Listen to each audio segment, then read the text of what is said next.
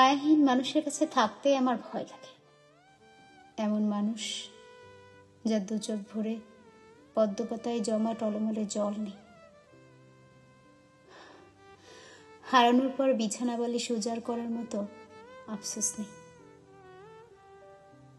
এমন মানুষে আমার ভয় লাগে, যে তীব্র আঘাত দেওয়ার পর দিব্যি অন্ধকার ঘর আগলে একা বসে থাকতে পারে, কারো চলে যাওয়া দিনের দিন মেনে নিয়ে এক বাটি তরকারি মেখে ভর পেটে ভাত খেতে পারবে, কারো বুকে নরম ভাবে মাথা ঠেকিয়ে জোর দিয়ে মিথ্যা বলতে পারবে।